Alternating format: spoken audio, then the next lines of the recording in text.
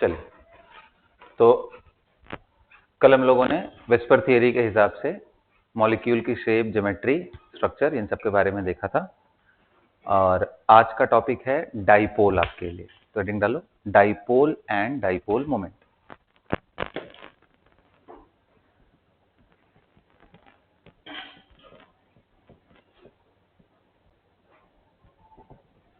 ठीक है बेटा, ये बताओ आप डाइपोल किसे बोलते हैं? अपने जिनको नहीं मालूम उनको ध्यान होना चाहिए कि dipole is a system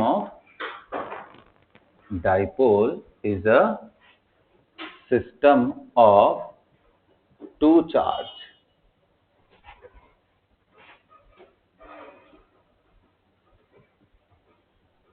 separated by very small distance. Charges must be equal and opposite. जो डबल चार्ज मैंने बोला है, must be equal and opposite का मतलब समझ रहे हो ना? अपोजिट साइन की मैं बात कर रहा हूं। must be of equal, है ना? Equal magnitude but opposite in. जी, तो अब अगर मैं बात करूं तो जैसे एक यहां पे मैंने डाल दिया, से फॉर एग्जांपल प्लस, और फिर एक डाल दिया, तो ये जहां पे भी है बेटा, इसका अगर लेंथ L है तो डाइपोल मोमेंट, जिसको जनरली D या फिर मैग्नीट्यूड ऑफ वेक्टर ऐसा डिफाइन करने की कोशिश करते हैं। तो इसकी वैल्यू क्या होती है मैग्नीट्यूड का? तो charge, magnitude of the charge multiply by distance between them जो L है ना, ये रहना चाहिए, ये डाइपोल। तो डाइपोल मोमेंट है ये डाइपोल मोमेंट है। ठीक, डाइपोल क्या है? एक सिस्टम ऑफ चार्ज है प्लस एंड माइनस का, जिनके बीच में सेपरेशन बहुत कम रहे। डाइपोल मोमेंट क्या है?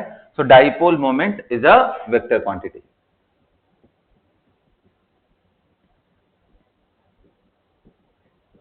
And its magnitude is defined as charge into.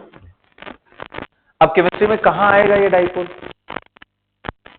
तो कितने लोग को समझ में आ रहा है? सर, अगर मान लो दो एटम के बीच में इलेक्ट्रोनेगेटिविटी का डिफरेंस हो, तो ये इलेक्ट्रॉन को अपनी तरफ खींचता है, और इलेक्ट्रॉन को खींचेगा तो इस पे पार्शियल क्यू और इस पे पार्शियल पॉजिटिव।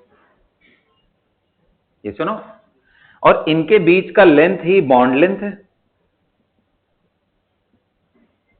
ये सुनो भाई, इनके बीच का लेंथ ही क्या है? Bond length. यहां से यहां का लेंथ क्या है? Bond length. करेक्ट? तो अगर इनके केस में डाइपोल लिखना हो तो भाई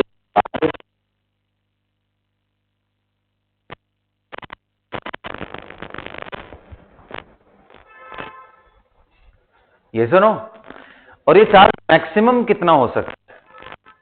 अगर ये कंपाउंड आयनिक हो जाए, अगर ये मान लो यूनिट आयनिक हो जाए, तो मैक्सिमम कितना हो सकता है? भाई पूरी तरीके से खींच ले तो ये -1 हो जाएगा और ये +1 हो जाएगा।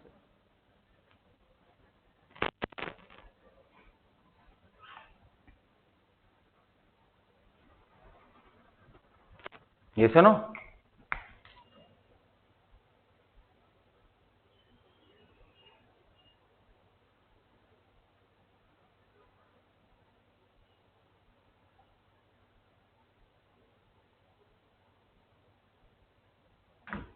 करेक्ट और नॉट गाइस? करेक्ट ना? तो अब इसके यूनिट के बारे में देखते हैं। यूनिट में आओगे, स्टैंडर्ड इंटरनेशनल यूनिट क्या है भाई? चार्ज का यूनिट क्या होता है? कूलम। और लेंथ का क्या होता है? मीटर। तो कूलम मीटर। और बेटा अगर मैं बात करूं common unit, most common unit,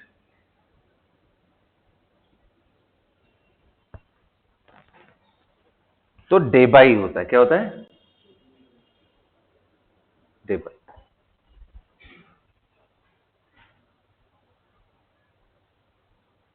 DEBYE डेबाई। अब ये डेबाई की वैल्यू किसके बराबर होती? This is equal to 10 to the power -18 ESU centimetre. ESU electrostatic unit है चार्ज का, ये जैसे कूलम्ब एक यूनिट है वैसे ये भी, और सेंटीमीटर तो आपको मालूम है कि लेंथ।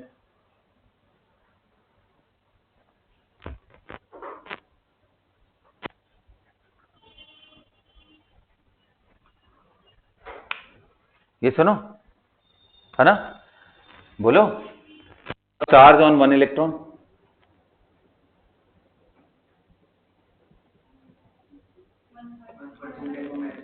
हाँ जी, 1.6 इंटू 10 माइनस साइन के साथ, बस यहाँ माइनस साइन रहेगा। अच्छा बेटा, 1 कूलम इज इक्वल टू, कोई बताएगा? 3 इंटू 10 के पावर यस 9 ESU होता है। 1 कूलम इज इक्वल टू, तो अब बताओ 1 इलेक्ट्रॉनिक चार्ज को ESU में चेंज करो।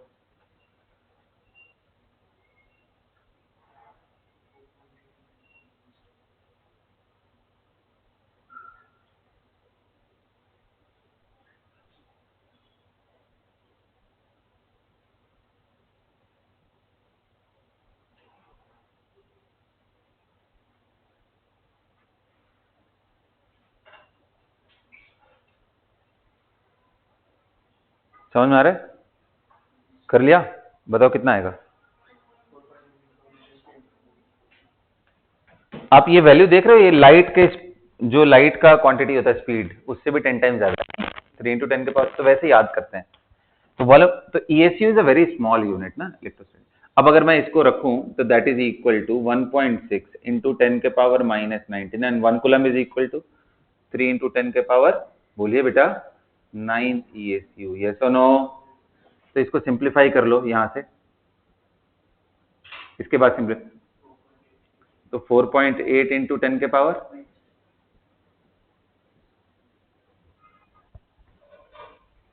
तो ये इलेक्ट्रॉन का चार्ज है इन ESU यूनिट ना।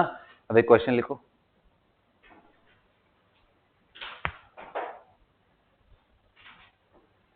Find the magnitude of the dipole moment, find the magnitude of the dipole moment of HF, किसका निकालना है? Of HF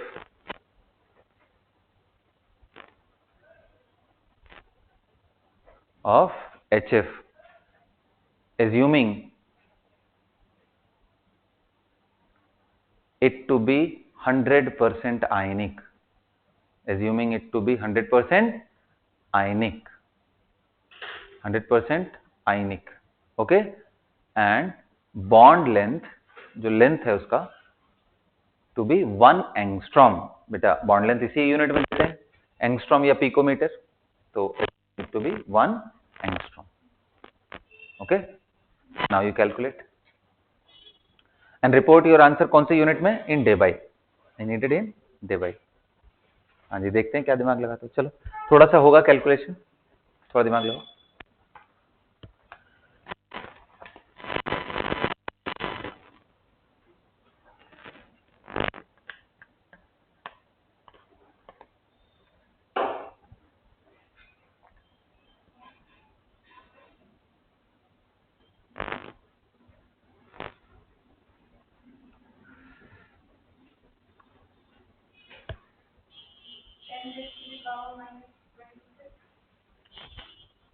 -26 डेबाई आ रहा है? नहीं, डेबाई में कुछ यूनिट्स में आएगा आंसर, मतलब इट विल नॉट बी 10 के power.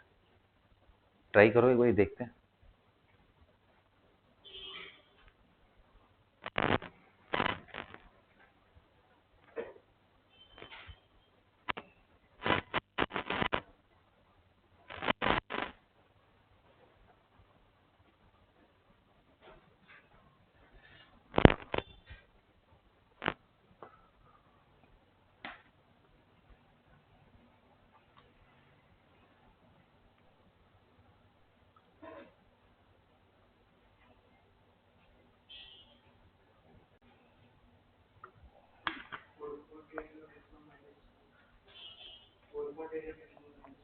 -4.8 into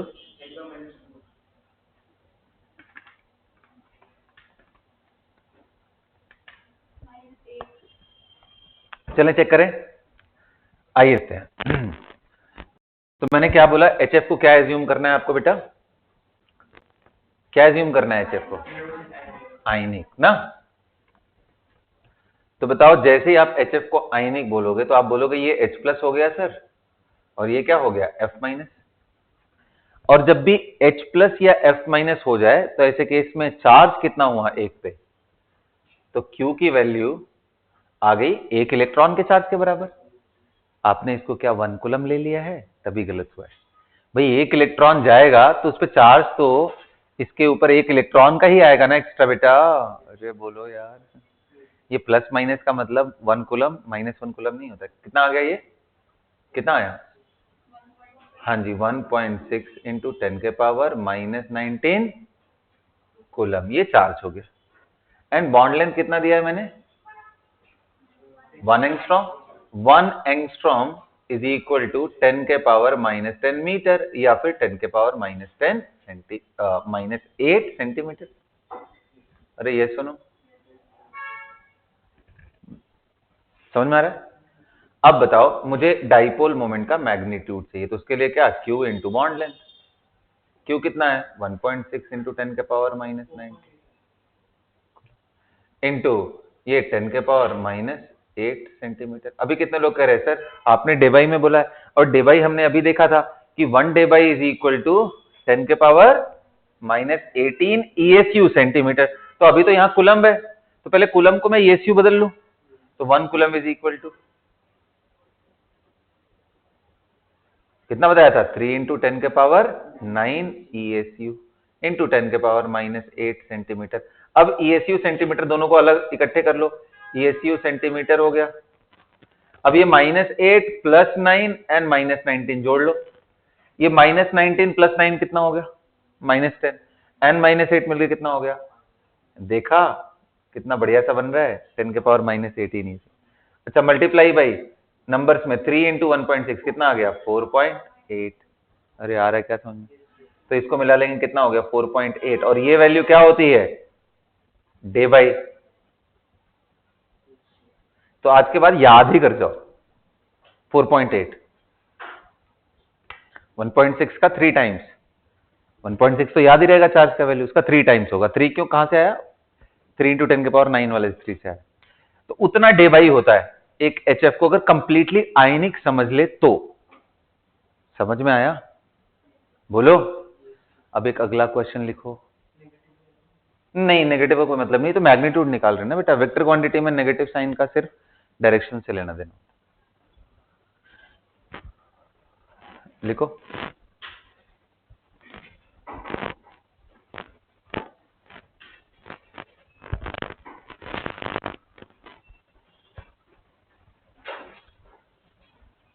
find the percentage ionic character in HF. Find the percentage ionic character in HF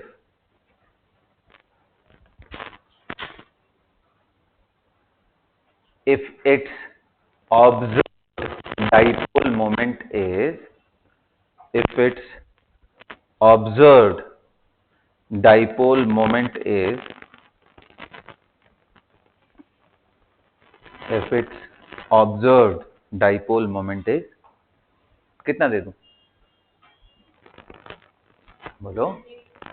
नहीं इतना दे दूंगा तो 100% आयनिक हो जाएगा ना, HF 100% आयनिक थोड़ी ना। Assuming its observed dipole moment to be, let us consider 1.2 कर लेते हैं, या 2.4 कर लो, कोई दिक्कत नहीं। 2.4 day by, assuming its observed dipole moment is 2 and the bond to be 1 angstrom। अच्छा ये इंफॉर्मेशन क्यों दिया है, 1 एंगस्ट्रॉम क्यों दिया है, क्योंकि बॉन्ड लेंथ देगा तभी आप 100% आयनिक एज्यूम करने के बाद आप वो, अगर 100% होता तो आप कैलकुलेट करते डाइपोल कितना आ रहा है। अरे समझ में आ रहा है ना, बॉन्ड लेंथ मालूम ही नहीं रहेगा तो कैसे करो। और जैसे ही 100% एज्यूम कर रहे हो उस समय चार्जेस जो पार्शियल था उसको कंप्लीट +1 एंड -1 मान लो। तो चलो बेटा निकालो, तो निकालो।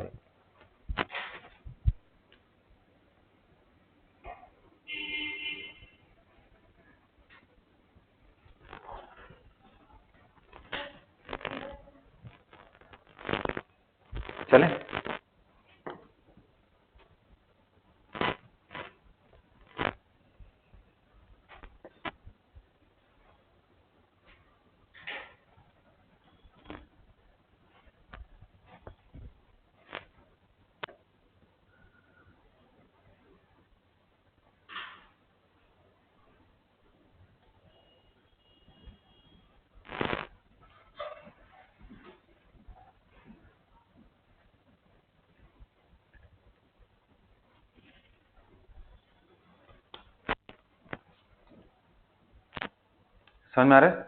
चलें स्टार्ट करें। देखिए देखिए देखिए ध्यान से। तो देखो, percentage ionic character is equal to percentage ionic character is, there are so many formula of it, but जो सबसे ज्यादा एक्सेप्टेड है वो यही वाला है, डाइपोल वाला। तो कैसे लिखते हैं इसको? कितना भाई ऑब्जर्व डाइपोल मोमेंट आया?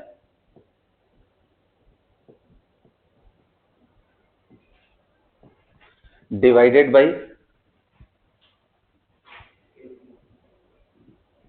डाइपोल मोमेंट, कौन सा? थ्योरेटिकल। एज्यूमिंग, क्या एज्यूम करते हुए? हाँ जी, molecule to be 100% ionic, 100% ionic और इनटू 100। कितना सिंपल सा फॉर्मूला है। यानी इसको अगर लिखो तो ऐसा लिखते हैं, mu observed upon mu theoretical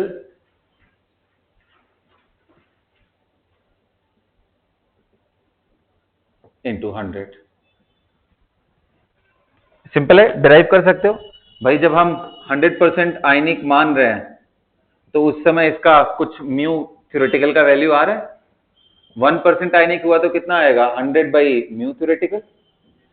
और x% आयनिक है, मतलब डाइपोल मोमेंट की मैं बात कर रहा हूं कि म्यू थ्योरेटिकल हुआ तो 100% आयनिक, 1 यूनिट डाइपोल आया तो इतना, तो म्यू यूनिट यानी म्यू ऑब्जर्व्ड आया तो कितना आएगा? तो आप बोलोगे mu observed upon mu theoretical into 100।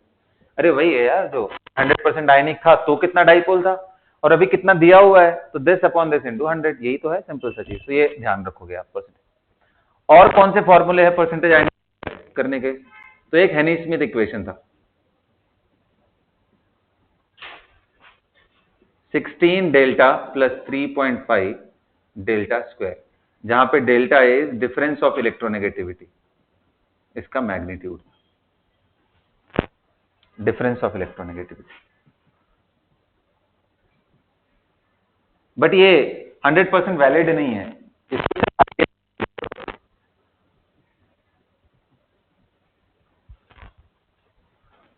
तो ये दोनों ही फॉर्मूले हमारे काम आते हैं। जैसे मान लो इलेक्ट्रोनेगेटिविटी हमें मालूम हो तो हम वैसे देख लेंगे, और डाइपोल दिया हो तो हम सीधा यहां से देख लेंगे।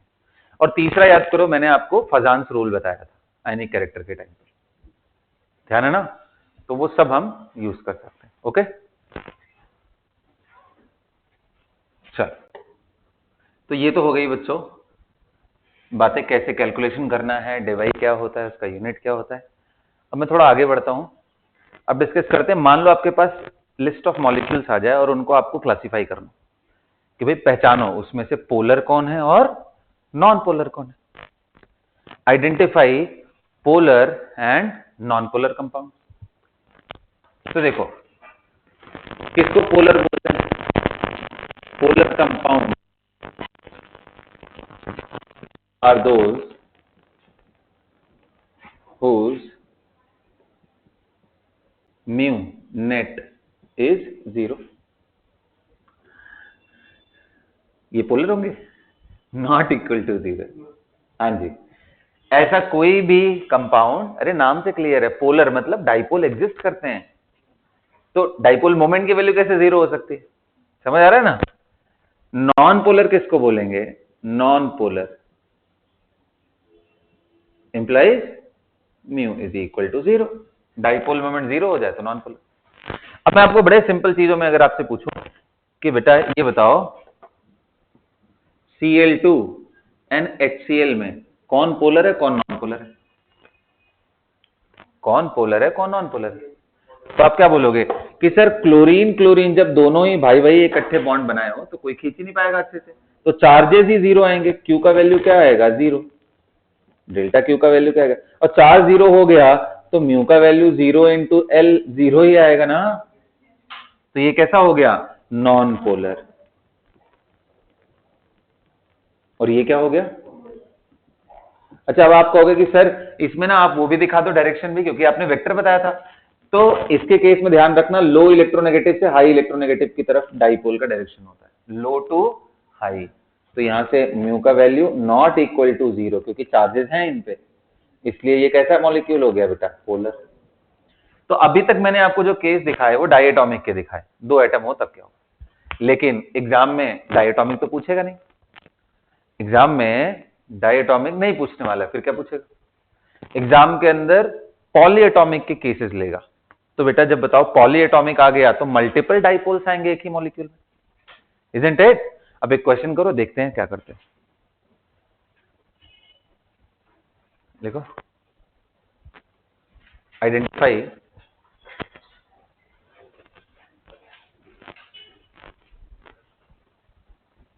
Identify the following molecule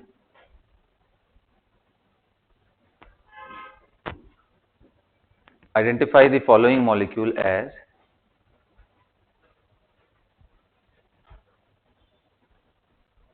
polar and non-polar.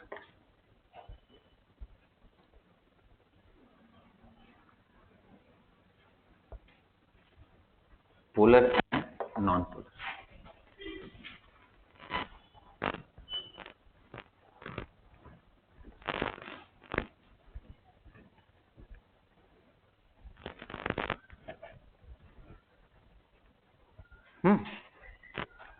चलो मैं आपको दे रहा हूं CO2, SO3,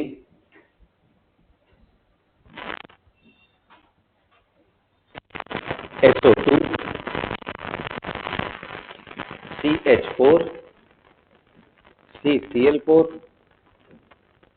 CH2Cl2,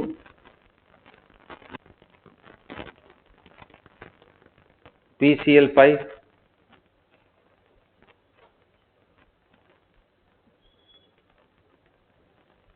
SF6, IF7,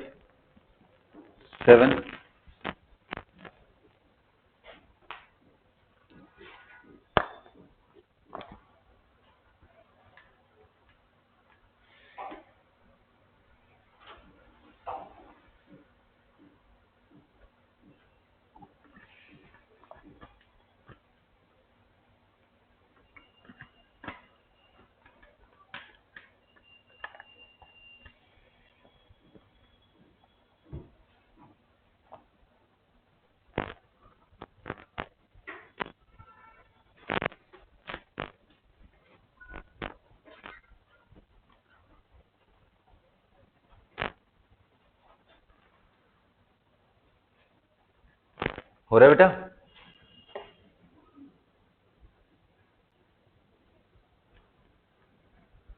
करें, आइए देखते हैं। पहला देखें, सबसे पहले सबसे इंपॉर्टेंट कितने लोग ये कह रहे हैं कि सर CO2 का जब हम बनाएंगे तो इस बारी हमें ध्यान से वेस्पर के हिसाब से बनाना पड़ेगा। क्यों? क्योंकि वेक्टर क्वांटिटी है तो एंगल पे भी डिपेंड करेगा। तो एंगुलर, तो बताओ CO2 कैसा होता है, कल ही समझाया था, लीनियर ना, क्योंकि 2 साइड एटम, कोई भी लोन पेयर नहीं है, स्टेरिक नंबर 2 है तो बिल्कुल लीनियर रहेगा ना। अब बताओ कार्बन की और ऑक्सीजन में इलेक्ट्रोनेगेटिविटी किसकी लो है, कार्बन की लो एंड ऑक्सीजन की हाई।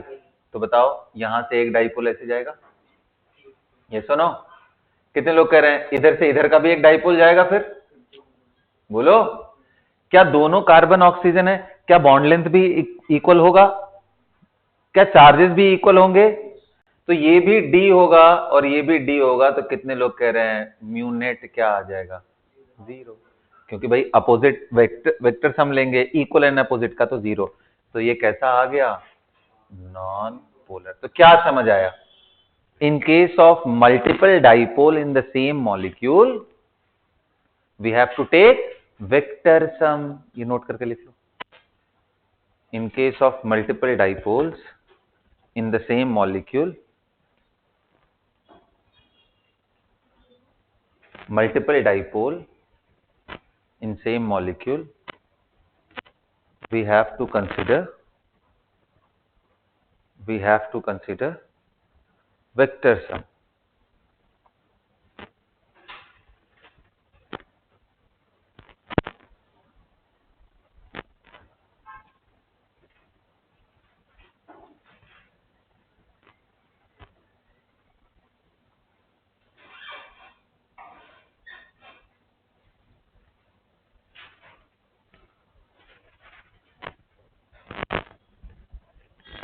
है ना।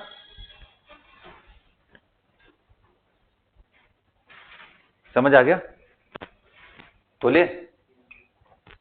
चलिए, mu net is equal to 0। SO3 के केस में हाँ जी, बिल्कुल सही आंसर, नॉन पोलर। क्यों? क्योंकि यहाँ पे तीनों वेक्टर हैं, ऑक्सीजन एंड सल्फर में ये इसकी इलेक्ट्रोनेगेटिविटी ज्यादा, ये इधर और ये इधर, इनके बीच में एंगल बेटा 120, क्योंकि ये ट्राइगोनल प्लेनर है, याद है ना। तो बताओ, तीन तीन वेक्टर 120 पे हो और उनका मैग्नीट्यूड सेम हो तो क्या उनका रिजल्टेंट 0 आता है?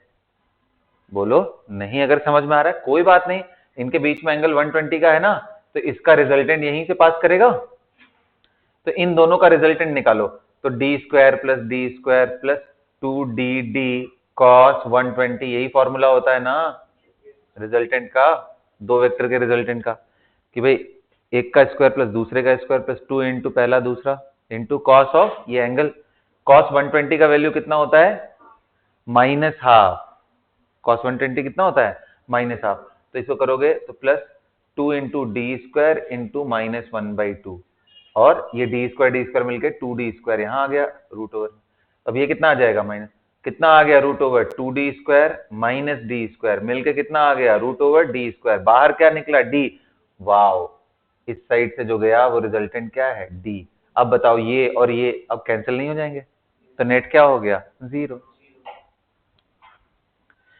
तो आज के बाद मैं एक फंडा बता देता हूं, अगर ज्योमेट्री रेगुलर है, ज्योमेट्री रेगुलर है, if the geometries are regular, सारे बॉन्ड्स आइडेंटिकल हैं, साइड एटम सब आइडेंटिकल है, लोन पेयर अगर प्रेजेंट नहीं है तो ये पक्का है कि डाइपोल मोमेंट उसका 0 आएगा ही आएगा। फिर से सुनना मेरी बात, अगर सारे साइड एटम सेम आइडेंटिकल है, मतलब जैसे अगर क्लोरीन है तो सारे क्लोरीन हो गए, ऑक्सीजन है तो सारे ऑक्सीजन हो गए। दूसरा, कोई लोन पेयर नहीं है सेंट्रल एटम पे, तो ऐसे केस में डाइपोल मोमेंट 0 आएगा, क्योंकि उसकी ज्योमेट्री रेगुलर होती है। समझ में आया? अगर लोन पेयर आ गया तो हमें बना के चेक करना पड़ेगा। अंडरस्टूड? चलो देखते हैं भाई, SO2 देख लेते हैं। तो कितने लोग कह रहे हैं SO2 में एक लोन पेयर है और ये ऐसा है, तो इसका डाइपोल इधर आया, इसका डाइपोल इधर। अब क्वेश्चन आपका ये आना चाहिए कि सर इसका डाइपोल भी आएगा क्या लोन पेयर का? तो आंसर है यस बेटा, लोन पेयर का भी डाइपोल लेते हैं हमेशा लोन पेयर का। तो कहोगे सर लोन पेयर कैसे डाइपोल होगा, वो तो अकेला नेगेटिव चार्ज है। तो है ना, उसका पॉजिटिव चार्ज कहाँ है? न्यूक्लियस पे। उसका पॉजिटिव चार्ज कहाँ है? तो ऐसे प्लस एन माइनस लेते हुए, इसलिए बाहर की तरफ हमेशा दिखाते हैं, और इसका डेफिनेटली डिफरेंट होगा। भाई ये दोनों आइडेंटिकल चीजें, लोन पेयर थोड़ी ना सेम है, तो इसलिए इसका D2 होगा। तो बताओ क्या इनका रिजल्टेंट कभी 0 हो पाएगा? ऊपर D2 और नीचे DD। अगर ये 120, हालांकि 120 नहीं होगा, अगर होता भी तो भी नीचे D आता और ऊपर D2, तो कैंसिल तो नहीं होते। तो इसलिए ये म्यू नॉट इक्वल टू 0, मतलब ये कैसा हो गया? पोलर। ये क्या था? Non polar. ये क्या है? Non polar. CH4 बता दो। Non polar. सारे रेगुलर हैं, ये सुनो। अब इसको समझ लो कैसे हुआ। देखो याद करो, मैंने आपको समझाया था, यही है टेट्राहेड्रल, ये सुनो। अब कितने लोग कह रहे हैं इन दोनों का जो रिजल्टेंट होगा वो कहीं इधर आएगा, इन दोनों का रिजल्टेंट बिल्कुल इसी लाइन में इधर, और ये दोनों और ये दोनों एक जैसे ही तो हैं, और ये एक लाइन में एक दूसरे के अपोजिट है, तो कैंसिल कर देंगे। इसलिए मैं बोल रहा था रेगुलर आप लोग है ना, तो कैसे भी लो तो खत्म ही हो जाएगा। लेकिन कितने लोग को अच्छा ये भी नॉन पोलर हो जाएगा उसी तरीके से CCl4 भी, लेकिन यहां कितने लोग बोल रहे हो कि नहीं हो पाएगा, क्योंकि दो तो हाइड्रोजन हो गए और इधर दो क्या हो गया? क्लोरीन। अब कितने लोग कह रहे हैं इन दोनों का तो चलो ऐसे आया सर, इनका पीछे की तरफ होगा और ये कैंसिल भी नहीं करेंगे, एक दूसरे को ऐड ही करने वाले हैं, तो ये वैल्यू 0 नहीं होगी। तो ये क्या है? पोलर। PCl5 सोच के देखो कैसा है? PCl5 non polar. PCl5 कैसा है? बना के दिखाओ मुझे, कैसे नॉन पोलर हो रहा है, चेक करो, वेक्टर सब मुझे दिखाओ।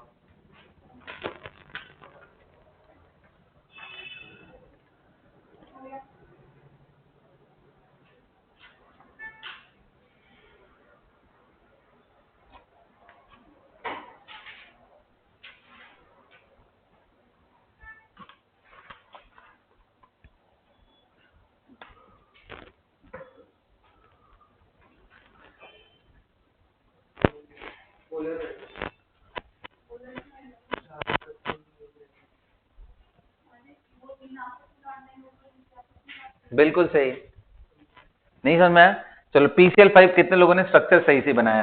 स्टेरिक नंबर कितना है? 5। 5 के केस में क्या आता है? ट्राइगोनल।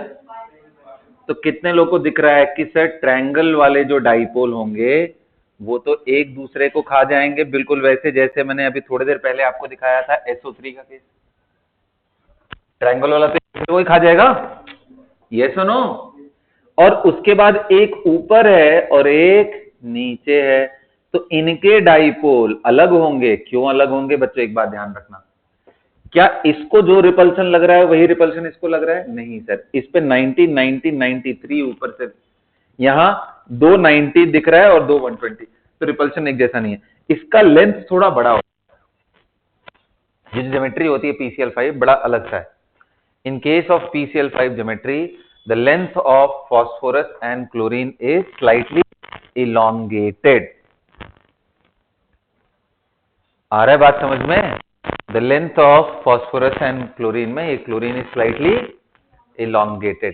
और अगर ये elongated है, अगर ये elongated है तो नेचुरली इधर का डाइपोल अलग होगा। तो इनको अगर आप डी डी डी करते हो इधर वालों को, तो इनको कुछ D2 D2 करना है, लेकिन खास बात यह है कि D2 D2 को खा जाएगा और ये तीनों आपस में कैंसिल कर ही लेंगे।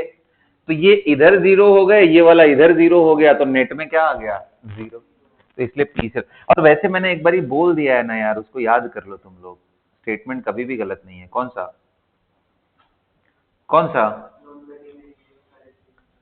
मैंने बोला है कि अगर लोन पेयर नहीं है सेंट्रल एटम पे और साइड के सारे एटम सेम हो तो कुछ लिखने की जरूरत नहीं, आंख बंद करके आंसर मारो, सब 0 हो जाएगा। बताओ 0 होगा? बिल्कुल। ये 0 होगा? बिल्कुल सर। अब आप समझ वेक्टर को लेकर के क्या है उससे मुझे लेना देना नहीं है, आप तो फटाफट ऐसे ही आंसर कर सकते हो, वरना कायदे से तो वेक्टर सम करके देखना चाहिए। ठीक है, बोलो। तो अब आप पहचान जाओगे ना? बोलिए बेटा, हो जाएगा? चलो वेरी गुड। अब दो मॉलिक्यूल देता हूं, बड़ा इंटरेस्टिंग है, मिटा दो इसको।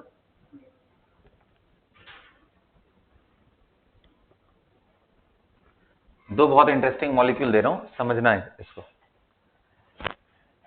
एक है बेटा कौन सा? PCl3F2 और एक है PF3Cl2। समझ रहे हो कुछ बात? इसको ऐसे लिख देता हूं, PF2Cl3 और इस बारी क्या हो गया? F3 हो गया और क्लोरीन 2 है। टोटल नंबर 5 का ही केस, समझ आ रहा है ना? अच्छे अच्छे बच्चे से पूछोगे हालत खराब हो जाएगी इस मॉलिक्यूल में, दोनों ही है। अब इसमें बड़ा इंटरेस्टिंग सा चीज है कि भाई कौन इसमें पोलर है कौन नॉन पोलर है, आओ देखते हैं ना। अब देखो अनआइडेंटिकल तो है, लेकिन ये कौन सा केस है? ट्राइगोनल। अगर मान लो ट्रायंगल पे एक जैसे बैठे हो तो ट्रायंगल वाले का 0 हो जाएगा, ऊपर नीचे एक जैसे बैठे हो तो ऊपर नीचे, तो हमें यही देखना है किसमें एक्सियल पे सेम एंड इक्वेटोरियल पे। तो हम एक बार इसको देखते हैं PCl। तो हमेशा याद रखना बच्चों, आज के बाद एकदम सेट कर लो, जो हाई इलेक्ट्रोनेगेटिव एटम आता है वो एक्सियल वाले पे बैठता है। किधर बैठता है? हाँ जी, एक्सियल वाले पे। रूल ये बोलता है कि S कैरेक्टर एक्सियल वाले पे थोड़ा कम होता है, तो उधर हाई इलेक्ट्रोनेगेटिव एटम को बिठाते हैं। तो यानी फ्लोरीन को यहीं बिठाओगे। अब अगर फ्लोरीन बच जाए, अगर फ्लोरीन बच जाए तब आप इधर दिखाना, वरना फ्लोरीन को यहां। तो मैं पहले वाले मॉलिक्यूल की बात कर रहा हूं, PF2Cl3। तो कितने लोग को दिख रहा है? फिर तो सर दोनों फ्लोरीन खत्म, अब Cl। अब कितने लोग कह रहे हैं इसका तो 0 हो जाएगा। लेकिन दूसरे वाले की यानी PF23Cl2, इसमें कितने लोग कह रहे हैं यहां थोड़ी पंगे पड़ जाएंगे, क्योंकि ऊपर है नीचे में तो मुझे फ्लोरीन रखना है, लेकिन अभी फ्लोरीन खत्म ही नहीं हुआ, फ्लोरीन एक और भी है, तो यहां रख दो। और जैसे ही आपने यहां रख दिया, अब ट्रायंगल वाला 0 होगा ही नहीं, और अनइक्वल रिपल्शन की वजह से ये बॉन्ड थोड़े टेढ़े मेढ़े भी हो जाएंगे। तो this is not equal to 0, मतलब ये पोलर होगा। इंटरेस्टिंग है बहुत। रूल क्या याद रखना है? हाई इलेक्ट्रोनेगेटिव वाले एटम को एक्सियल पे रखते हैं।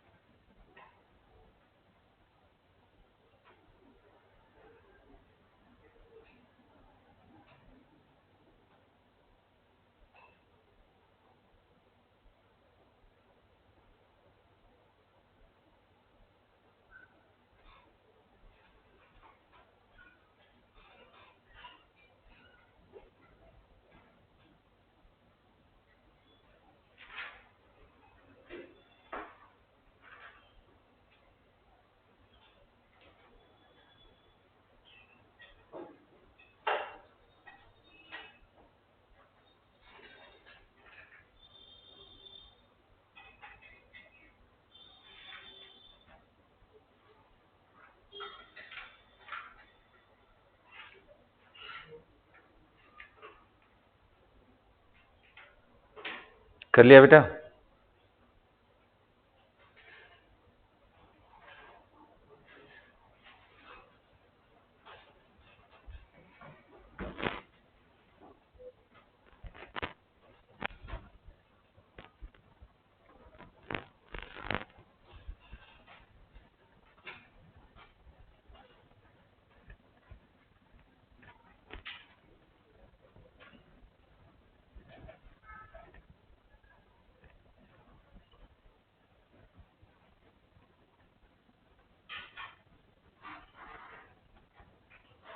चलो, समझ आ रहा है ना? कोई दिक्कत?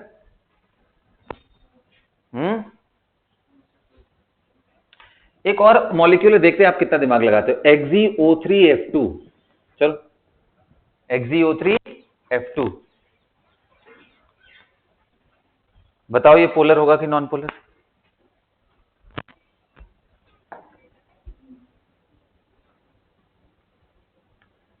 फिर एक और काम कर लेते हैं,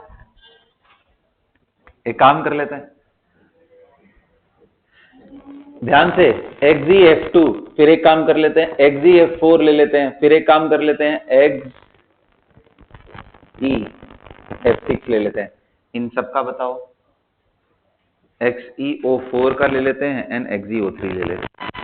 फटाफट इन सबका बताते जाओ, बहुत ही इंटरेस्टिंग है, बताते जाओ।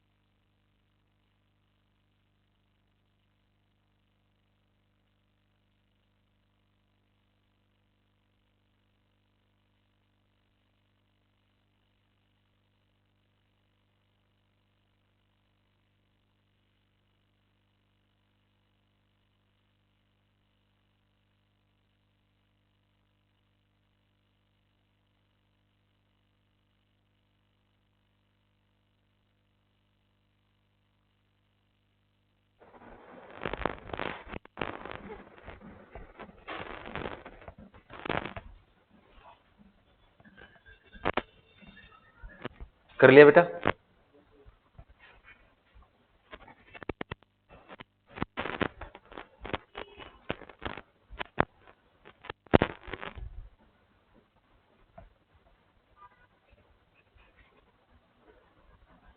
आइए देखते हैं XeF2।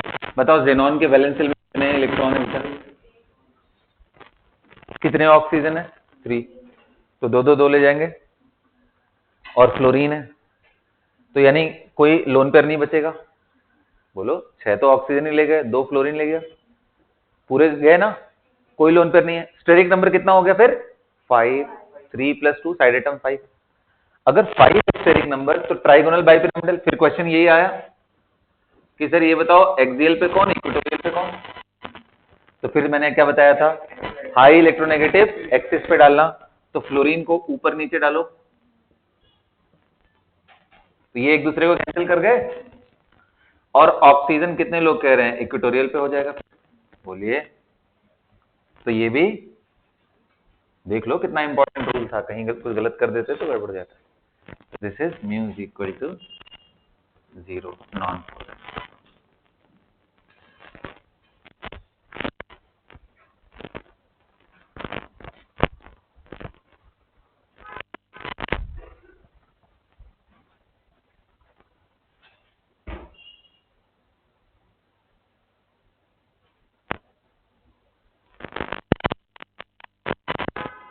करेक्ट? हाँ जी, XeF2 बताइए। ये सब बताओ, आज तुम लोग का जो कल हमने पढ़ाया था ज्योमेट्री, ये सब आज उसकी बेसिकली ये टेस्टिंग है। करो करो करो करो।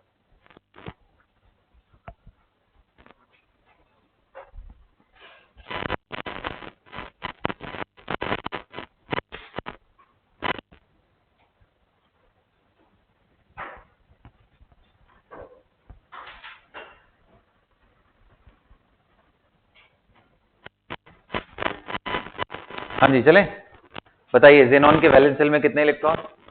8। कितना ले गया फ्लोरीन? 2 ले गया। अभी कितने बच गए? 3 लोन पेयर। तो 3 lone pair plus 2 side atom मिला के कितना हो गया? 5। स्टेरिक नंबर 5 आ गया। और स्टेरिक, जिनको नहीं ध्यान है, ये मेरा पिछला लेक्चर एक बार देखो, ठीक, ये सब मैंने कैसे समझाया था। स्टेरिक नंबर 5, स्टेरिक नंबर 5 में ज्योमेट्री ट्राइगोनल बाइपिरामिडल। तो बताओ भाई, अब मैं लोन पेयर को किधर रखूं और फ्लोरीन को किधर रखूं?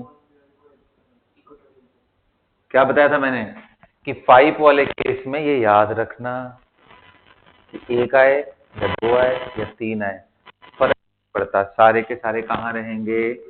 ट्रायंगल वाले पोजीशन पे, यानी इसको इक्वेटोरियल बोलते हैं। तो फ्लोरीन यहाँ आया तो आसान हो गया, ये इसको खत्म कर दिया, लोन पेयर एक दूसरे को ही खत्म कर दिए 120 वाले। सो इजी यार, इजंट इट? This is 0। चलो चलो चलो आगे बढ़ते जाओ ऐसे ही फटाफट। कितने लोग का सारा हो गया? चलो जल्दी करो जल्दी करो।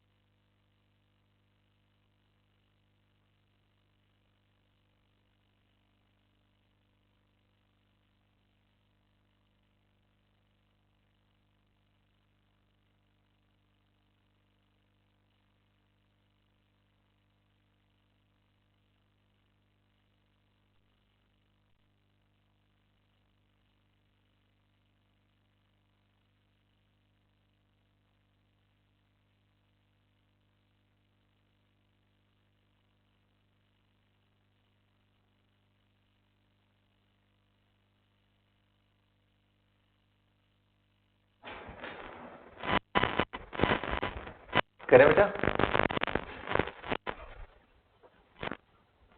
जी, आइए देखते हैं। नाउ F4 कितने लोगों ने कर लिया?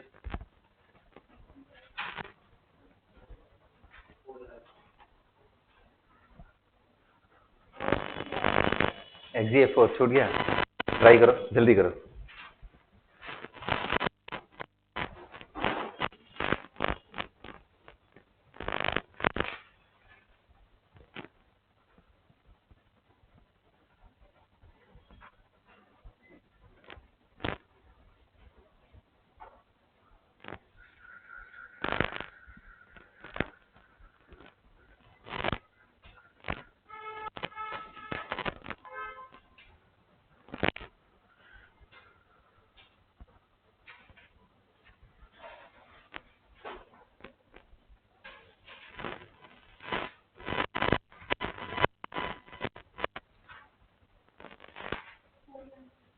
हाँ जी बेटा हो गया। चलिए F4 बताइए क्या है? तो देखो ये जेनॉन है, ये फ्लोरीन, ये फ्लोरीन, फ्लोरीन, ये।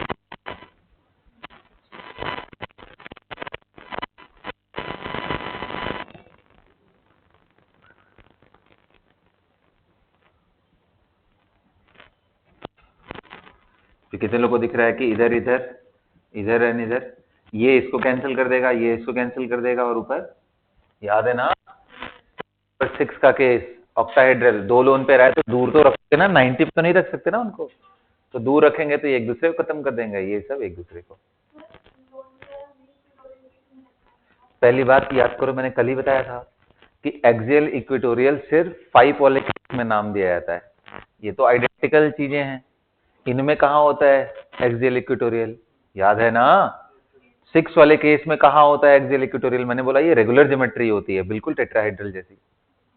सारे पोजीशन आइडेंटिकल। मैंने समझाया तो था कि बेटा ऑक्टाहेड्रल ऐसे होता है,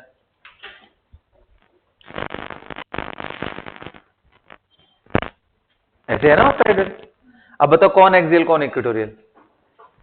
तो इसमें कोई भी दो ले लो, उनके बगल में एंगल 90 डिग्री का है, जबकि वहां पे अलग था, वहां 90 भी था और 120 भी था, तो इसलिए वहां पे नाम रखना पड़ता है।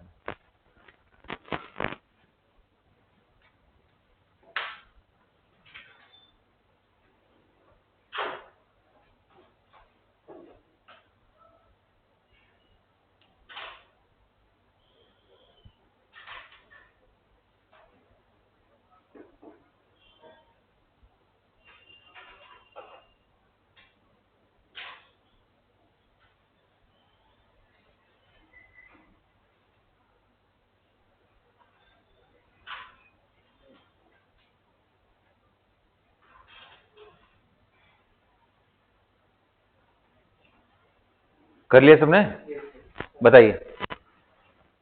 XgF6 इसका भी मैंने ज्योमेट्री बताया, देखते कितने लोग को याद है, बताओ। डिस्टॉर्टेड ऑक्टाहेड्रल या फिर कैप्ड, हाँ बिल्कुल सही।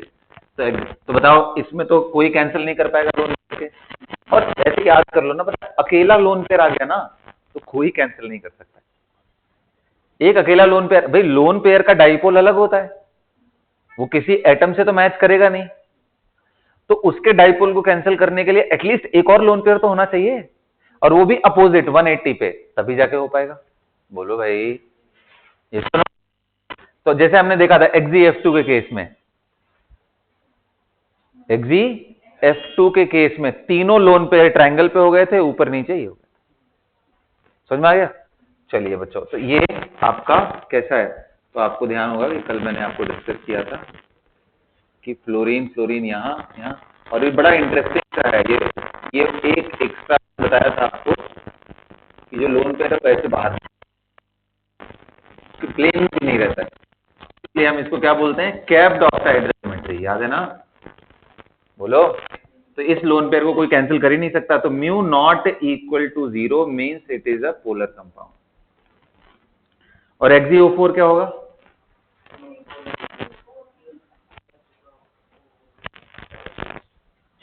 हाँ जी XgO4 टेट्राहेड्रल है, रेगुलर है, कोई लोन पेयर नहीं है, सारे साइड एटम सेम है, तो सर इसमें तो चेक भी करने की जरूरत नहीं है, 0 नॉन पोलर।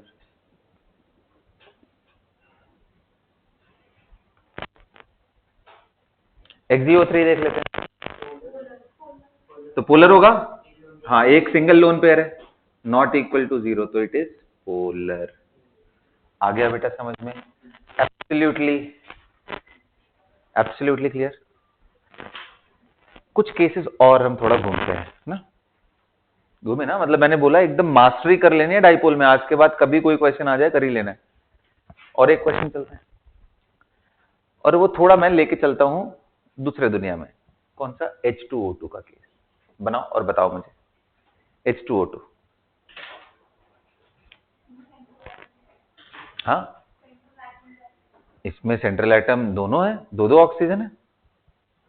हमें तो भाई टोटल जितने डाइपोल दिख रहे होंगे हम सब डाइपोल को दिखाएंगे, रिजल्टेंट लेंगे, यही तो कंसेप्ट है। ज्यादा एटम हो जाए तो जितने डाइपोल बन रहे हो सबको बनाओ, रिजल्टेंट ले लो।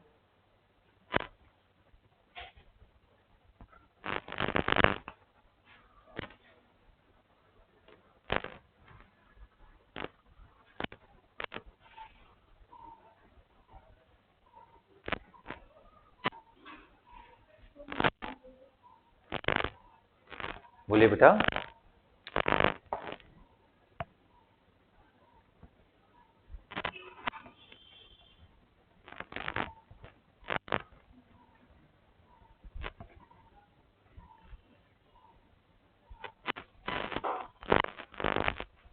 देखा जाए, बोलिए बच्चों, बताइए। अब एकदम याद रख लीजिए बेटा, पहली बात तो H2O2 का स्ट्रक्चर ये आपको बहुत पढ़ाया जाता है कि ये एक प्लेन में नहीं है, not in one plane, not, कौन सा, both OH are not in single plane. तो कैसा है भाई ये स्ट्रक्चर? तो ये बिल्कुल जैसे हाफ ओपन बुक लाइक, नाम सुना है कभी? कुछ याद आया आपको? ये जैसे किताब है ना, ये बुक, तो ये पूरी खोल दो तो 180 हो गया, आधी ऐसे खुली रखो तो आधी खुली रखोगे तो बताओ, एक OH इधर है, OO ऐसे है और एक OH इधर है, तो बताओ दोनों OH एक प्लेन में तो हुए नहीं, तो इस OH का ये OH कैंसिल नहीं कर पाएगा, are in different planes, and that is why it is polar compound. और खैर उसके साथ साथ लोन पेयर्स भी हैं, अगर प्लेनर हो जाता तो कैंसिल हो ही जाता।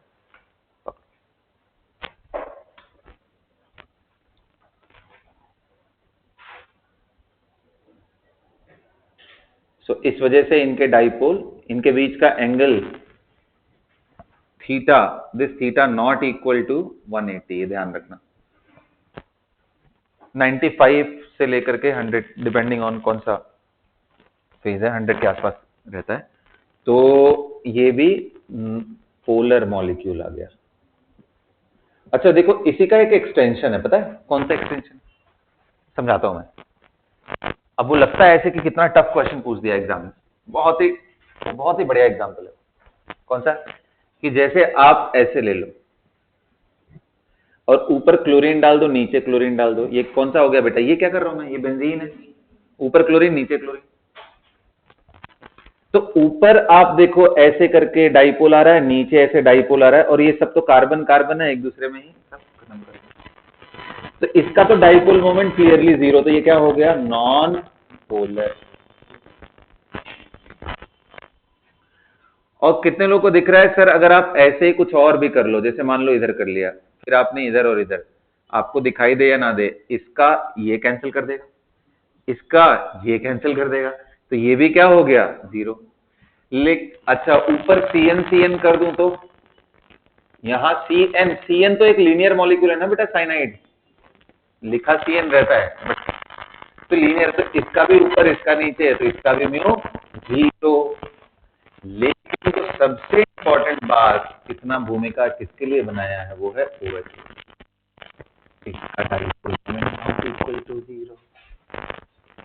भाई इसमें भी ये ऐसे दोनों OH सेम प्लेन में नहीं होते। क्यों नहीं होते? To avoid the repulsion of the lone pairs.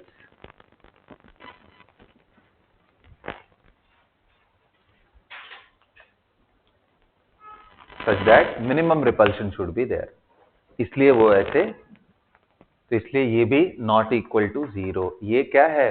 Polar molecule है।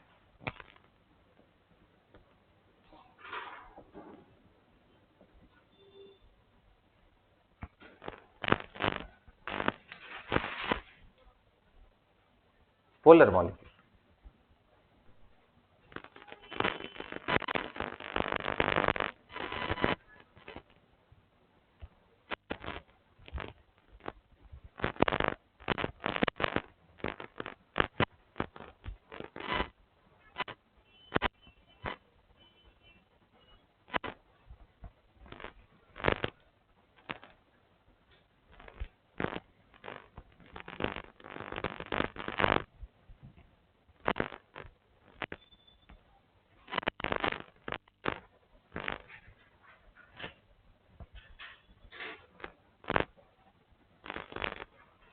हटा दो।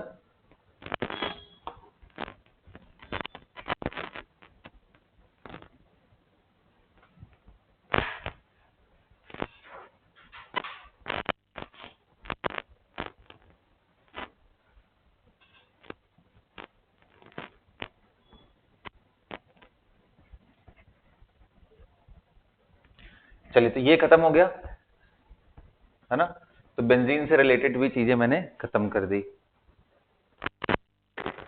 अब फिर मान लीजिए बेटा आपको क्वेश्चन ऐसा पूछे एग्जाम में कि कंपैरिजन करो डाइपोल मोमेंट का, comparison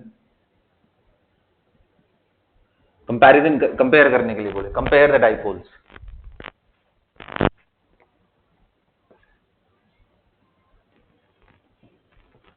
moment values, compare dipole moment value किनका, आपसे बोल दे कि भाई HF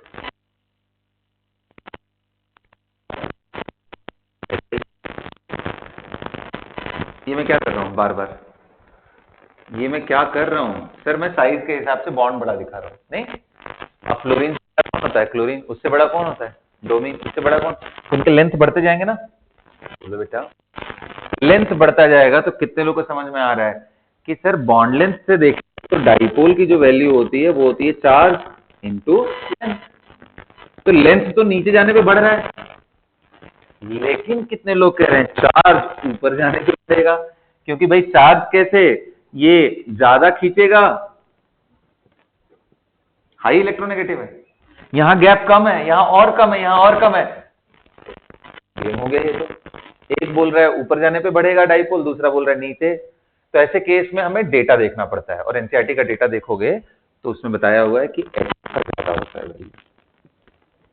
दोनों एंटी पैरेलल। तो क्या हर जगह ये नियम लग जाता है, नहीं, ज्यादातर केसेस में लगता है, बट कुछ कुछ जगहों पे थोड़े इसके इम्प्लीकेशन भी, मतलब थोड़े बहुत अपोजिट भी जाता है। वो कौन सा जगह है वो मैं दिखाता हूं। जैसे ये देखो CH3F, CH3Cl, CH3Br, CH3I। अगर बताओ इलेक्ट्रोनेगेटिविटी से देखते तो क्या आंसर करते, यही by difference in electronegativity. Reality order क्या होता है, ये आगे आ जाता है, CH3Cl आगे आ गया, CH3F नेक्स्ट नंबर पे। ये एनसीईआरटी का है बेटा, अल्काइल हैलाइड चैप्टर में देखोगे तो उन्होंने डाइपोल का, इसलिए ये एग्जाम में बहुत पूछता है। तो हर जगह सिर्फ लेंथ से ही नहीं काम चलता है, सॉरी, हर जगह सिर्फ चार्ज से ही काम नहीं चलता भाई, लेंथ भी एक इंपॉर्टेंट पैरामीटर है। लेकिन आप देखो लेंथ में सिर्फ एक ही जगह कार्य, ये उल्टा नहीं हुआ बिल्कुल भी, कहने का मतलब बिल्कुल लेंथ को ही नहीं ध्यान दिया, चार्ज ही अभी भी डोमिनेटिंग है मोस्ट केसेस में, सिर्फ कुछ कुछ जगहों पे प्रॉब्लम। समझ आ रहा है बात। ऐसी एक और इंटरेस्टिंग चीज है, अगर आप क्लोरीन बढ़ाते जाओ तो डाइपोल घटता जाता है, CH2Cl2, CHCl3 एंड CCl4, इसका तो जीरो ही हो जाएगा, और CH4 हुआ तो भी जीरो हो जाएगा। लेकिन ऐसे तो ये दोनों पॉइंट मैं तो कहूंगा एकदम रट जाओ दिमाग में, ये क्वेश्चन एज इट इज ही पूछ देता है एकदम कंपैरिजन का। ये सब डाइपोल मोमेंट के ही है, magnitude of the dipole moment यही ज्यादा होता है।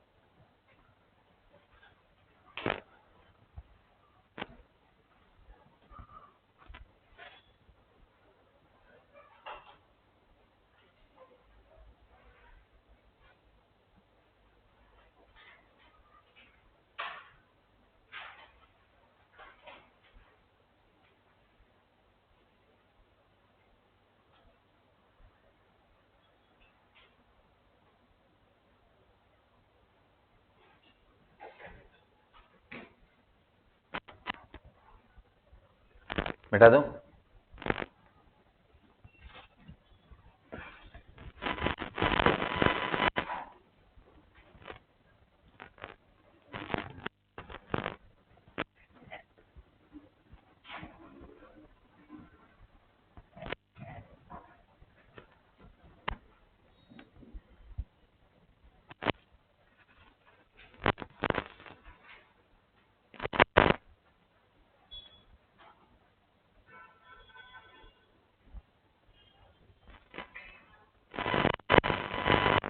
मिटा दो बेटा। तो डाइपोल आपका पूरी तरीके से खत्म हो गया। अब कुछ छोटी छोटी चीजें हैं उसको खत्म कर लेते हैं ना, जैसे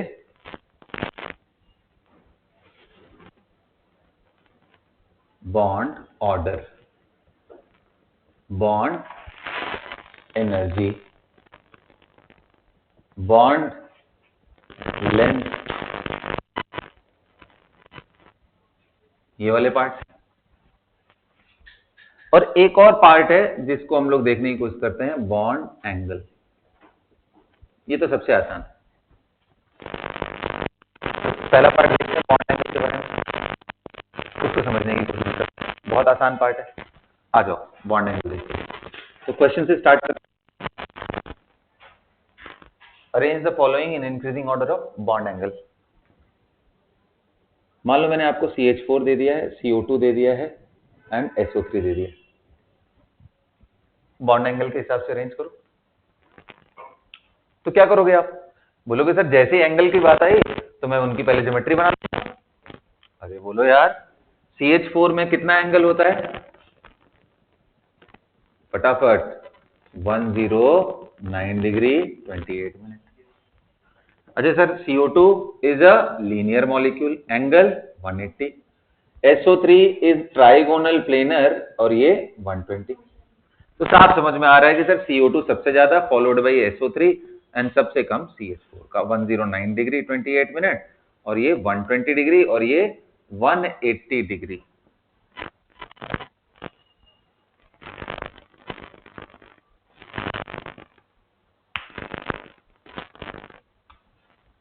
है ना? तो जब ज्योमेट्री अलग अलग है तो कोई टेंशन नहीं है। टेंशन कब होती है? जब ज्योमेट्री सेम हो जाए, लेकिन एटम कभी बदले, कभी लोन पेयर बदल जाए, तब प्रॉब्लम आती है ना। तो आपको क्या करना है, जब भी बॉन्ड एंगल निकालना हो, first check geometry considering lone pair. देखनी है, बोलो बेटा, समझ आ रहा है? Considering lone pair. तब आप बताओ, check the geometry considering lone pair. तो अब जैसे मान लो मैं बात करता हूं आइसो ज्योमेट्रिकल, ये तो अलग अलग ज्योमेट्रिकल थे, कुछ एग्जांपल इनके देते हैं। सबसे पहला जिसमें लोन पेयर बदलना शुरू हो जाए, जैसे अमोनिया, CH4, वाटर, इनमें कंपेयर करो, कंपेयर करो। तो क्या इन सभी में लोन पेयर को रखते हुए स्टेरिक नंबर सेम है? चेक करके बताओ। तीनों के स्ट्रक्चर बनाओ फटाफट एकदम।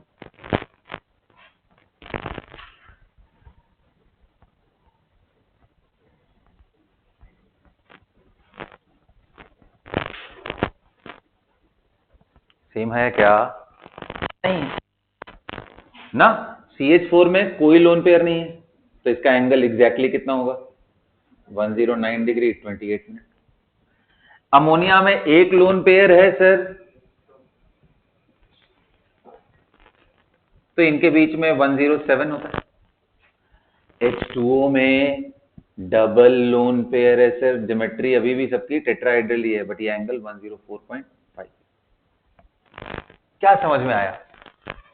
कि in case of isogeometrical, bond angle is inversely proportional to number of lone pair on central atom। ये नोट कर लो, और बड़ा कॉमन सेंस की बात है, मतलब हाँ बिल्कुल, जितना ज्यादा रिपेल करेगा उतना एंगल छोटा हो जाएगा बॉन्ड का।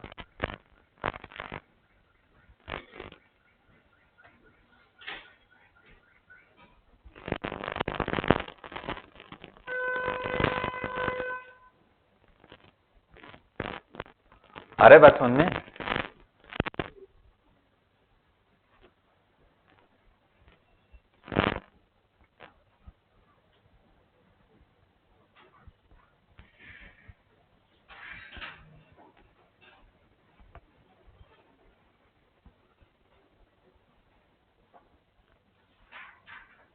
बोलिए।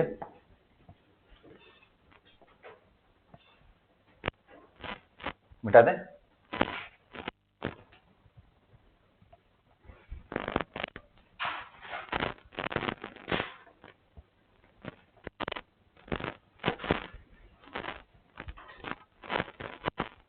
दूसरा, मान लो नंबर ऑफ लोन पेयर भी सेम हो गए।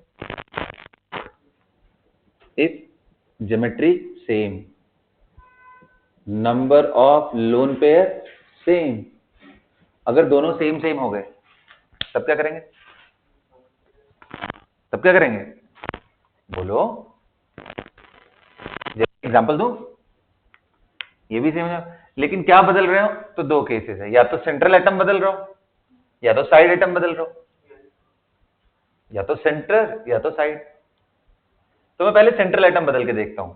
तो नेचुरली अगर सेंट्रल एटम बदल रहा हो, लोन पेयर सेम रहना हो, साइड एटम सेम रहने हो, तो पक्का ये रहना चाहिए कि सेम ही ग्रुप के होने चाहिए, तभी तो वैलेंस इलेक्ट्रॉन सेम होगा। बोलो बेटा, जैसे H2O, H2S, H2SE, H2T। बताओ, तो सबके पास 2 लोन पेयर बच जाएंगे? ये सुनो, सभी टेट्राहेड्रल है? बोलिए बेटा।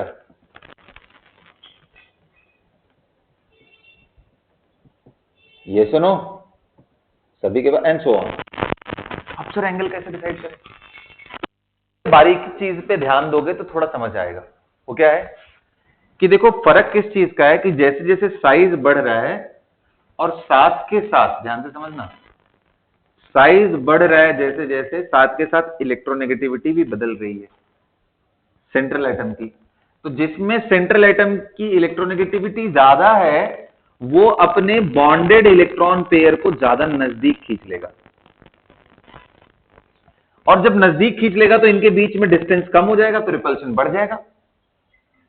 तो ये रूल लिख लो, रिपल्शन बढ़ा तो एंगल बढ़ जाएगा। यहां उसकी इलेक्ट्रोनेगेटिविटी कम है तो थोड़े इलेक्ट्रॉन दूर रहेंगे, रिपल्शन दूर हुआ तो उतना रिपल्शन है नहीं। तो ये बॉन्ड को बढ़ाने वाला जो पैरामीटर है वो ये है कि if electronegativity of central atom increases, bond angle will increase. If electronegativity of central atom increases, bond angle increases. CA का मतलब क्या है यहां पे? Central atom. तो इसमें करेक्ट आंसर क्या होगा भाई? H2O का बॉन्ड एंगल ज्यादा होगा। पता है ये 104.5 है और ये क्लोज टू 93 के आसपास होता है, 92 93 के आसपास। इतना डिफरेंस आ गया यार, समझ रहे हो ना? और ये 91 92 के आसपास, नीचे जाते जाते 90 टच कर लेते हैं, इतना बड़ा गैप है।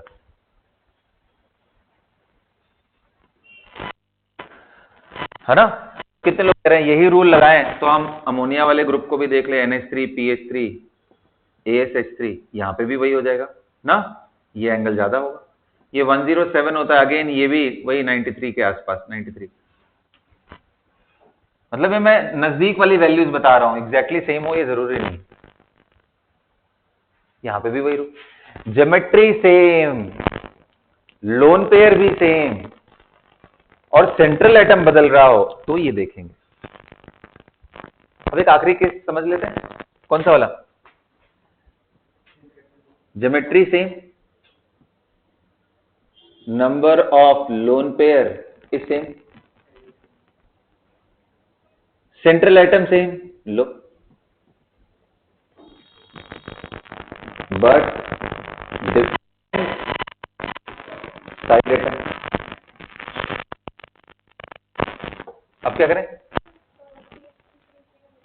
ASH3, अरे नाइट्रोजन फास्फोरस आर्सेनिक, उसके नीचे वही है ना? Geometry same, number of lone pair same, central atom different side atom अगर आ गए तब, जैसे PCl3, PBr3, PiZ3। तो अब कितने लोग कह रहे हैं सर अब यहां पे ना एक और चीज आ गई, जब साइड एटम चेंज करने लगे तो सर स्टेरिक फैक्टर भी आ गया, साइज भी। ऊपर वाला केस था, ये वाला कौन सा केस था? साइड एटम से,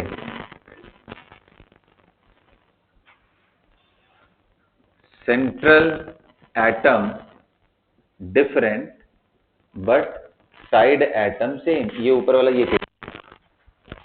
तो अब साइज का भी रिपल्शन आएगा और इलेक्ट्रोनेगेटिविटी का जो है वो तो है ही। बोलो भाई, तो यहां साइज के हिसाब से देखते हुए नीचे बढ़ जाएगा, और इलेक्ट्रोनेगेटिविटी भी देखो, तो सेंटर के नजदीक ज्यादा इलेक्ट्रॉन यहां नहीं होंगे, यहां होगा। तो दोनों ही एक ही चीज को बता रहे हैं, जो सेंटर की तरफ इलेक्ट्रॉन ज्यादा होगा उसमें रिपल्शन ज्यादा, एंगल बढ़ जाएगा। तो दोनों ही रूल से यही आंसर आ रहा है, समझ रहे हो? तो यहां पे बॉन्ड एंगल कैसे देख रहे हैं? Bond angle is directly proportional to size, SIZE, size of the side atom.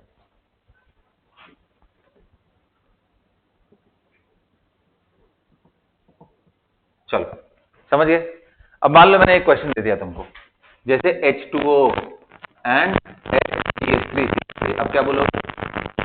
जब साइड एटम बदल जाए ना तो साइज देखना शुरू कर दो, पर साइज कहां कहां देखते हैं? एक और मान लो मैंने ले लिया OFF, तो साइज कहां कहां नहीं देखते, ध्यान रखना, hydrogen and fluorine are very small, so do not apply क्या नहीं अप्लाई करना है? साइज इफेक्ट और स्टेरिक इफेक्ट। स्टेरिक का मतलब क्या होता है? बल्कियर ग्रुप होने से जो रिपल्शन कॉज होता है उसको हम, तो उनको अप्लाई नहीं करना। आगे समझ में? बोलिए भाई। तो इस चीज को आप ध्यान रखोगे, ठीक है? तो क्या आंसर आ जाएगा भाई? इन दोनों में, इसमें देखोगे तो क्या आंसर आएगा? इलेक्ट्रोनेगेटिविटी से देख लो भाई, इलेक्ट्रॉन सेंटर की तरफ इसमें ज्यादा रहेंगे क्योंकि यहां फ्लोरीन की इलेक्ट्रोनेगेटिविटी हाई है, तो इसका एंगल बढ़ जाएगा। तो H2O का एंगल ज्यादा होगा किससे? हाँ जी, OF2 से।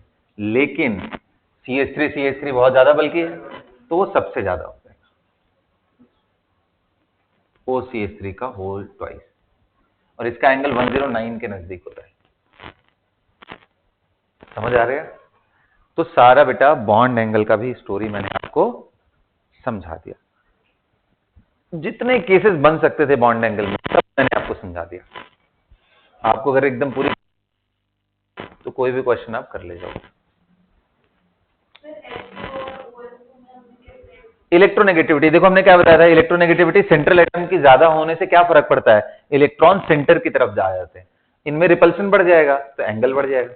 तो यहाँ पे मैंने देखा भाई सेंटर तो सेम है, बट किनारे वाले एटम का इसका इलेक्ट्रोनेगेटिविटी कम है, तो यहाँ पे सेंटर की तरफ खिंच जाएगा इलेक्ट्रॉन, और यहाँ पे फ्लोरीन है, हाई है, तो ये सेंटर से दूर खींच लेगा, रिपल्शन कम हो जाएगा। समझ में बात? वही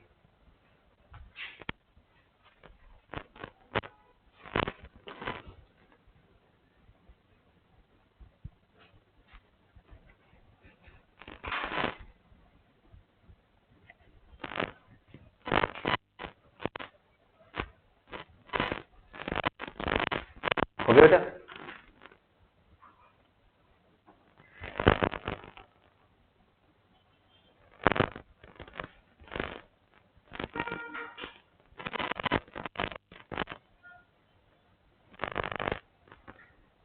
बता दो।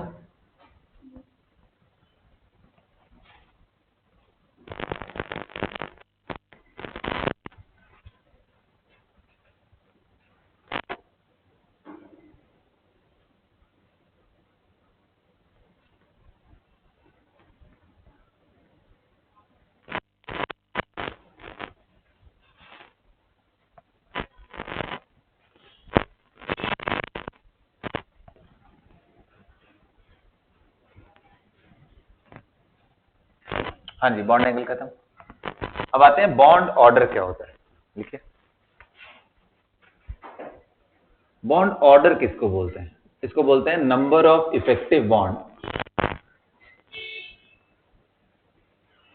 Between two atom. कहने का मतलब ये है कि मैं पूछूं H2 के केस में बॉन्ड ऑर्डर बताइए, तो कितने लोग कह रहे हैं 1 रहेगा। कैसे? क्योंकि H और H के बीच में सिंगल बॉन्ड ही तो बना है, नंबर ऑफ बॉन्ड तो 1 ही हुआ। अगर मैं वही दूसरा एग्जांपल ले लूं O2, तो कितने लोग कह रहे हैं O डबल बॉन्ड होता है, तो बॉन्ड ऑर्डर कितना हो गया 2। मैं आपसे बात करूं बेटा CO2 में बताओ, तो कहोगे सर C डबल बॉन्ड हो डबल बॉन्ड हो, दो के बीच में तो बॉन्ड ऑर्डर 2 ही है ना, सब जोड़ के नहीं बताना होता है, दो एटम के बीच में ना। अगर मैं आपसे पूछूं कि सर ये बताओ HC डबल बॉन्ड OH में कार्बन हाइड्रोजन बॉन्ड ऑर्डर, तो क्या बोलोगे 1। कार्बन ऑक्सीजन बॉन्ड ऑर्डर, तो क्या बोलोगे 2। पता है क्वेश्चन यहां से नहीं पूछता एग्जाम में, क्योंकि जो चीज एकदम ऑब्वियस है उससे क्यों पूछेगा एग्जाम में? क्वेश्चन कहां से पूछता है पता है? कार्बोनेट का बताओ बॉन्ड ऑर्डर, सल्फेट का बताओ बॉन्ड ऑर्डर, फॉस्फेट का बताओ बॉन्ड ऑर्डर। अब समझ नहीं आता इसको कैसे करें, क्योंकि कार्बोनेट को जो बच्चे अगर ऐसे बना के देखते हैं, ये तो सभी स्ट्रक्चर यही जानते हो ना भाई कार्बोनेट का, बोलो यार। तो उस हिसाब से आप क्या करोगे, बॉन्ड ऑर्डर 2 लिखोगे एंड 1 लिखोगे, बोलोगे यहाँ डबल दिख रहा है, यहाँ 1 लिख रहा है, 2 है, तुरंत एग्जाम में गलत हो जाएगा। क्या गड़बड़ी हो गया, क्योंकि ये करेक्ट स्ट्रक्चर है ही नहीं कार्बोनेट का, फिर कौन सा है। तो कुछ लोग बोलते हैं कि भाई फिर ऐसे भी तो बना सकते हो आप, इसको नेगेटिव इसको नेगेटिव। तीसरा आप ऐसे भी तो बना सकते हो। ये तीनों में से कोई भी करेक्ट नहीं है। तो रियलिटी ये है कि करेक्ट स्ट्रक्चर ऐसा है, ये रेजोनेंस फॉर्म है, इनको रेजोनेंस फॉर्म बोलते हैं। और रेजोनेंस फॉर्म कभी भी करेक्ट नहीं होते हैं, they are correct only on the paper. Reality में मॉलिक्यूल ऐसा एग्जिस्ट। तो कहोगे क्या डिफरेंस है सर इसमें, तो देखो एक जगह डबल और एक जगह सिंगल बॉन्ड होने से उनके लेंथ अलग अलग आने चाहिए, बॉन्ड लेंथ। क्योंकि भाई एक जगह डबल बॉन्ड बना ज्यादा अट्रैक्शन है, एक जगह सिंगल बॉन्ड है कम अट्रैक्शन है, तो दोनों का लेंथ अलग आना चाहिए। बट जब आप चेक करते हो एक्सरे से तो पता चलता है तीनों लेंथ आइडेंटिकल हैं। एंड प्यारे बच्चों, आइडेंटिकल आप तभी बोल सकते हो जब आप बोलो कि ये जो पाई है ना सर हर जगह इक्वली डिस्ट्रीब्यूटेड है, तो इसी को बोलते हैं हाइब्रिड। और यही रियल स्ट्रक्चर है। और रियल स्ट्रक्चर होने, अच्छा चार्जेस कैसे दिखाएंगे, -2 था, तीनों पे इक्वली बांट दो तो -2/3 -2/3 -2/3। अच्छा आप बॉन्ड ऑर्डर निकाल लो, तो बोलोगे सर हुआ क्या इसमें, सिग्मा पाई दोनों का सम ही तो करना है। तो हुआ ये कि सिग्मा तो एक है ही, फर्क क्या था कि पाई कभी यहां है कभी यहां है कभी यहां, तो तीनों जगह घूम के गया ना पाई, तो एक जगह पे कितना बचा 1/3, तीनों जगह इक्वली डिवाइड कर दो, तो बॉन्ड ऑर्डर 4/3 हो गया। और हम क्या सोच रहे थे 2 and 1, गलत हो गया ना। ये क्यों हुआ ऐसा, क्योंकि ये मॉलिक्यूल ऐसे एग्जिस्ट करता ही नहीं है। वो कैसे एग्जिस्ट करता है, ये कैसे मालूम चला, बॉन्ड लेंथ जब हमने एक्सरे भेज करके पता किया तो पता चला सारे बॉन्ड लेंथ आइडेंटिकल है। और वो तभी हो सकता है जब हर बॉन्ड एक जैसा ऑर्डर भी शो करे, बॉन्ड ऑर्डर भी हर कार्बन ऑक्सीजन का एक ही हो। आ रहा है बात समझ में, ये क्वेश्चन आता है। अगर आपको ये समझ आ गया तो आप सल्फेट एंड फॉस्फेट का मुझे बॉन्ड ऑर्डर बताइए।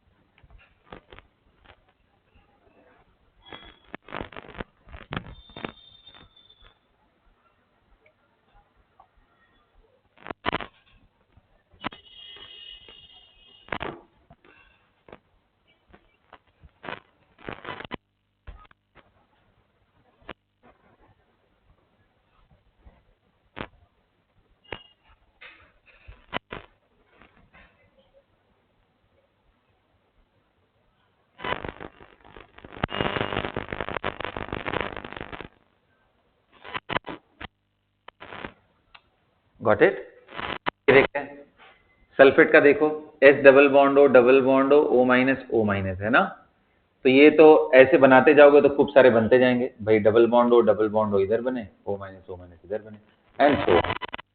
तो करेक्ट स्ट्रक्चर क्या होगा कि भाई 4 को ऐसे बना और डॉट डॉट ऐसे बना। कितने माइनस कितने जगह है? तो -2/4 जिसको हम -1/3 सब जगह -1/3 कि हर ऑक्सीजन पे चार्ज कितना है। Bond order sigma plus pi, बताइए भाई सिग्मा तो हर जगह एक ही है और पाई कितने हैं, 2 पाई है, कितने जगह घूम रहे हैं, चारों जगह घूम रहे हैं। तो 2/4 जगह डिवाइड अगर कर देंगे, 2 पाई चारों जगह इक्वली डिवाइड, तो कितना आ गया 1.5 आ गया बॉन्ड ऑर्डर। समझ आया। क्या ऐसे ही फॉस्फेट का सब अपने आप नहीं समझ जाओगे, ये कितने जगह घूम रहा होगा एक ही पाई, तो इसका बॉन्ड ऑर्डर क्या हो जाएगा सिग्मा जो कि 1 है और पाई कितना है 1/, तो कितना आ गया 1.25 बॉन्ड ऑर्डर। सबको समझ आया। बॉन्ड ऑर्डर क्लियर, बोलो। हाँ चलो अब बात करते हैं हम किसकी, बॉन्ड एनर्जी की बात करते हैं।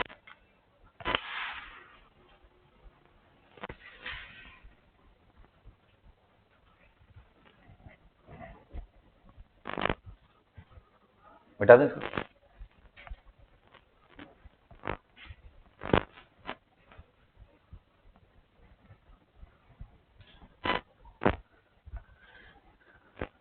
जी बॉन्ड एनर्जी का मतलब क्या है? हाँ जी, बॉन्ड को ब्रेक करने में जितनी एनर्जी लगे। तो कितने लोग समझ रहे हैं जब बॉन्ड ऑर्डर ही हाई होगा, बॉन्ड ऑर्डर अगर हाई हुआ, ज्यादा अट्रैक्शन हो रहा है इसका मतलब, तो उसको ब्रेक करने में उतनी ज्यादा एनर्जी लगेगी। तो सबसे इंपॉर्टेंट है कि bond energy directly proportional to bond order, सबसे इंपॉर्टेंट। अगर बॉन्ड ऑर्डर सेम हो गया, बॉन्ड ऑर्डर सेम हो गया बेटा, तो जो बॉन्ड एनर्जी है वो जनरली बॉन्ड लेंथ के इनवर्सली प्रोपोर्शनल होती है, इफ बीओ सेम। और बॉन्ड लेंथ समझ में आ गया ना, clear? Inversely proportional to lone pair repulsion भी होता है, लेकिन ये कहां लगाओगे? Only for second period.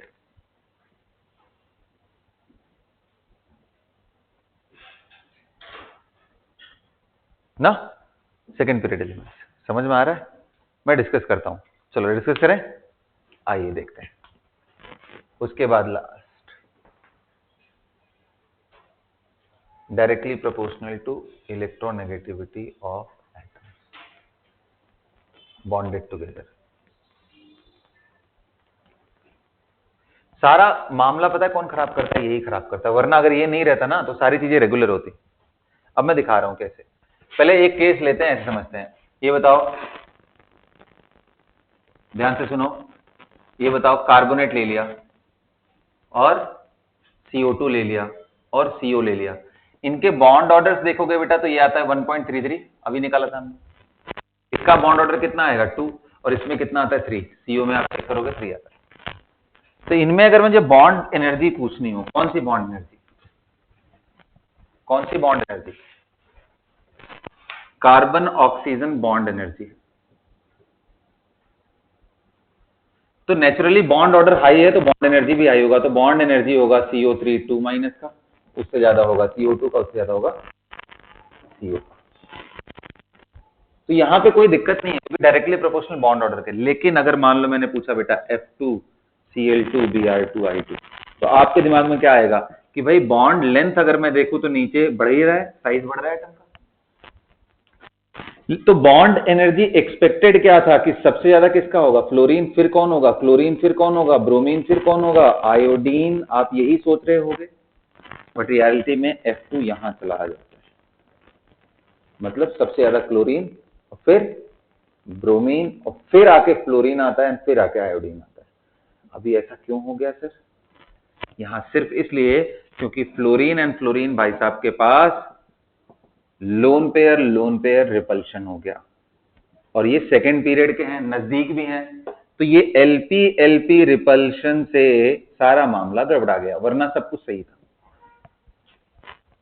Repulsion होने से क्या गड़बड़ हुआ कि इनके ऑर्बिटल अच्छे से ओवरलैप नहीं कर पाए, क्योंकि इतना ज्यादा ये रिपेल कर रहे हैं एक दूसरे को कि इनको नजदीक आने ही नहीं दे रहा है, तो पुअर ओवरलैप हो गया। और पुअर ओवरलैप होगा तो